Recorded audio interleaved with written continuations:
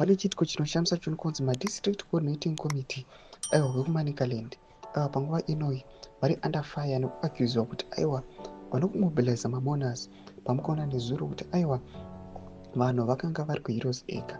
Tinoti vakomana havana kumobiliza vanhu kuti aiwa nenguva vapiwa mabhazi ekuti aiwa masupporters akwire achibva kuManicaland nenzvimbo dzakapoteredza vauye kuthe heroes acre, but havana kumobiliza, vakaramba reluctant. Rega subscribe or like button on the bell icon.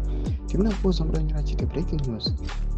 Makoni Central DCC chairperson Kudzi Chipanga and his executive are being accused of sabotaging the National Heroes Acre event today.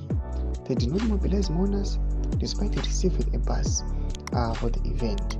Kudzi is now the new DCC chair Makoni district in Manicaland. Domashwa mudanyuka pana voposta mapictures pachete nevidhiyo rabus driver naconductor vachiti aiwa tosimbisa bhazi rinoda kuti aiwa hapana kana vanhu vakumobiliziwa, bhazi riripo but hamuna vanhu. Zviitiko zvatikaona kuti aiwa panapa pane sabotage aiwa dzakarohwa kuti vakomana why didn't they mobilize. Ziti nyaya yekuti aiwa imafactions aripo kana kuti zvaa zvinhu zvazvo. Panapa zvanosonatsa kuti aiwa pane maspeculations aripo nekusabotachana.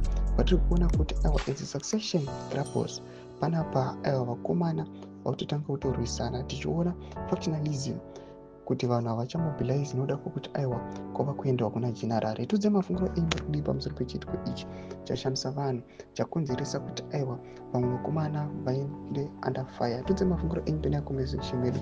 Subscribe or like, turn on the bell icon.